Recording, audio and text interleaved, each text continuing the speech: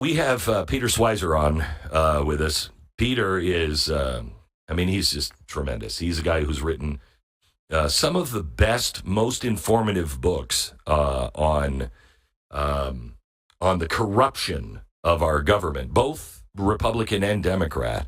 He's with the Government Accountability Institute. He's the president there. And I asked him to look at Tim Walz and tell us who this guy really is, because he's a socialist, but is there any more to it? Peter, welcome to the program. Glenn, great to be with you as always, my old friend. And yeah, it's very interesting looking at Walz, particularly his relationship with China, and kind of contrasting it with the Bidens. The Bidens, of course, it was pretty much all transactional. They get paid. Joe Biden's policies on China changes.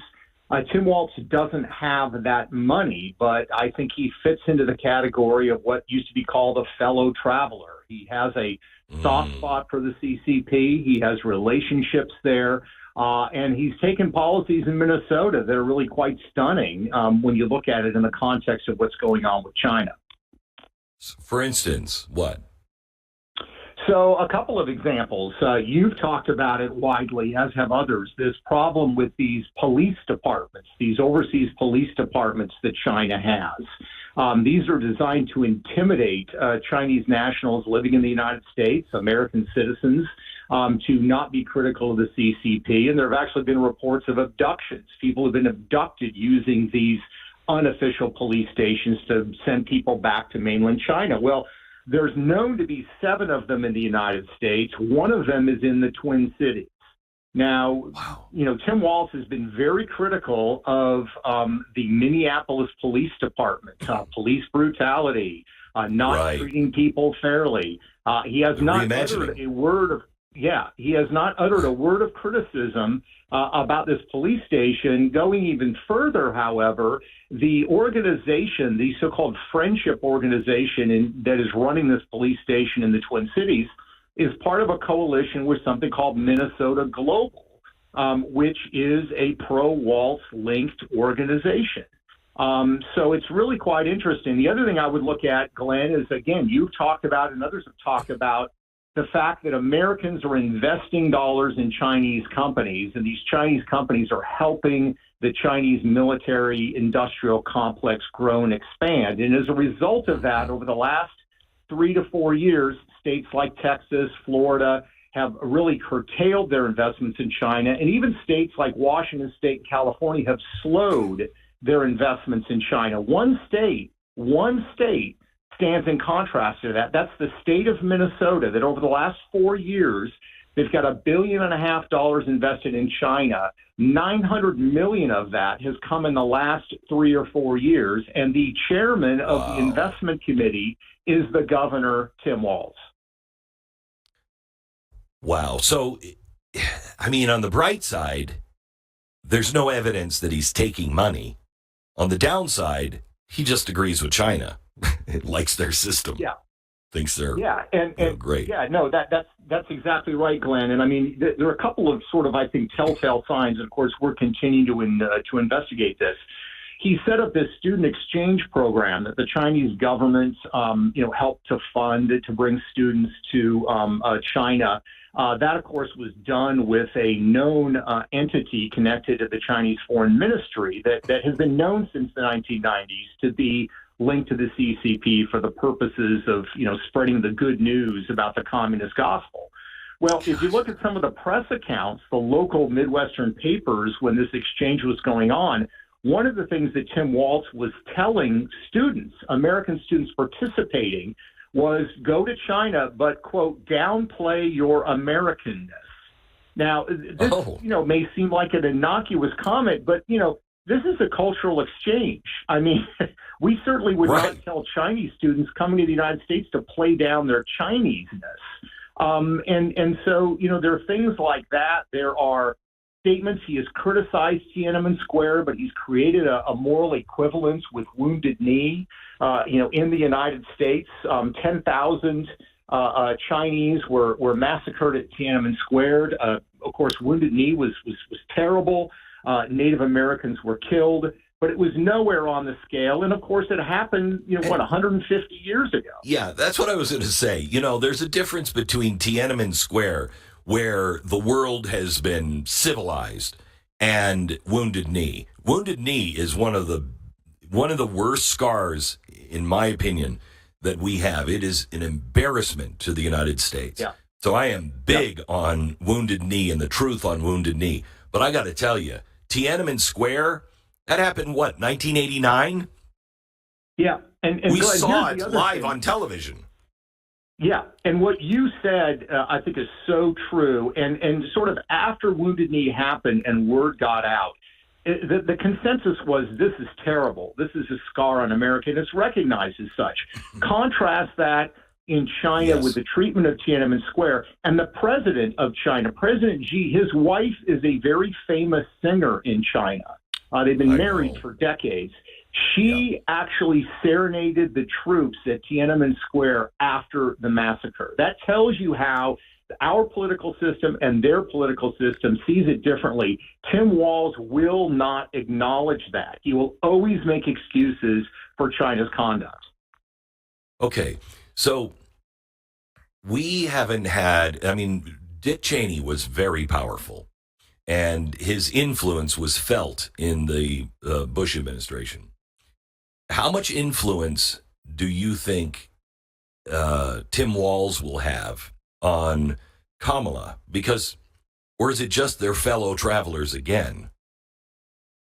Yeah, I think that Walz will have a lot of influence, and I think particularly in the area of foreign policy. He doesn't have experience, but she doesn't either. And the examples where she has traveled and met with diplomats overseas, whether it's Central America or Europe, let's just say, has been underwhelming. So I think Walz was brought in. He was seen by the advisors around her as a sort of quote unquote steady hand. And the problem is, I think he kind of, Glenn, he views himself as kind of a China expert because he's traveled there 30 times and he's done these student exchanges. When he was inaugurated as the governor of Minnesota, very strange, he invited Chinese diplomats to it, which they did, to attend his inauguration as the governor of Minnesota. He's given speeches to these so-called cultural organizations. He gave one in 2019 that are actually front groups for the CCP, well known. So he knows just enough to be dangerous. And I think that he would be at the center of U.S. policy towards China, given that background. And of course, we would be in terrible hands if that were the case. Yeah. All right, Peter, hang on for just a second. Because I want to switch gears here to what is happening with Hunter Biden. So I want to talk to you, Peter, one about Hunter Biden and the other about that Sunday with Joe Biden. I'd love to hear, and I know it's all speculation, but I'd love to hear how you think that went down. I am convinced this was a coup against the president. They had a gun to his head called the 25th Amendment. And they said, we can do this the easy way or we can do this the hard way. And it had to be quite a negotiation as he knows stuff about them and they know stuff about him. And it was mutually assured destruction. How do you think that went down? Great question, Glenn. I think I would look as the coup leader, Barack Obama. There's no question in my mind that there's never been any love lost between Joe Biden and Barack Obama. And let's remember, I talk about this in my book, Profiles in Corruption, Kamala Harris and the Obamas have been friends before Obama was a United States senator. So they have long, deep ties and share worldviews that are very, very similar and different than Joe Biden's.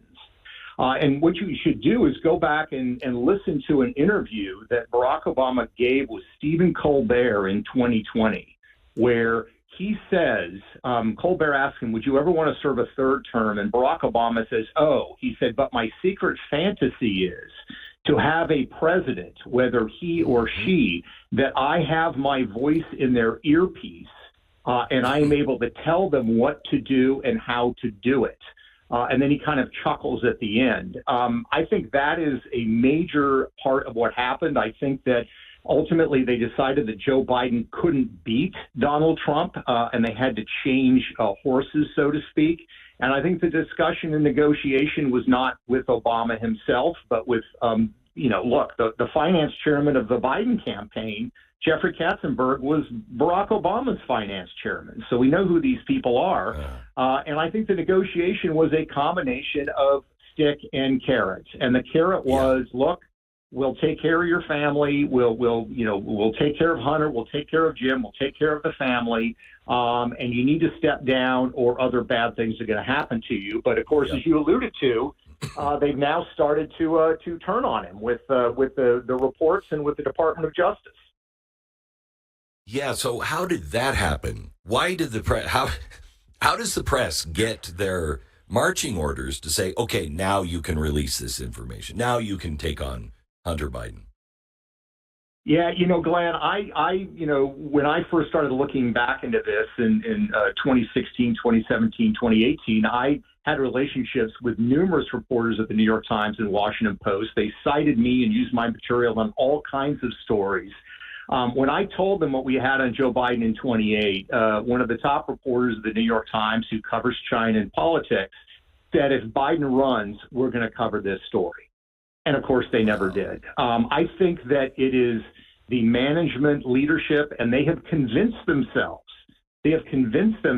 deluded themselves into believing that Trump is such an existential threat to democracy. That phrase they always use, that allows them and leads them to say, well, we cannot cover Joe Biden. Now that it's Kamala Harris and Joe Biden, you have the New York Times, as you said. You also have the Department of Justice in the filing on the federal tax charges against Hunter Biden, saying, they explicitly say in that tax filing document that Hunter Biden was collecting foreign money because he was running a foreign influence campaign. This is the Biden Department of Justice saying this. Oh, interesting, isn't it? Well, I would love to have been a fly on the wall and see how this all really went down. Maybe in, 100 years, the files will be released and we'll find out what really happened. But any doubt in your mind this was a coup? No, none whatsoever. None whatsoever. Amazing. Peter Schweizer, thank you so much. If I would have said that, that they were going to perform a coup on the president, the press would have gone crazy on me. And they would have been covering up yet again and lying to you yet again. Glenn Beck. As today we all know it. You know how kids are. They're always complaining. Oh, I don't like dinner. It drives you crazy.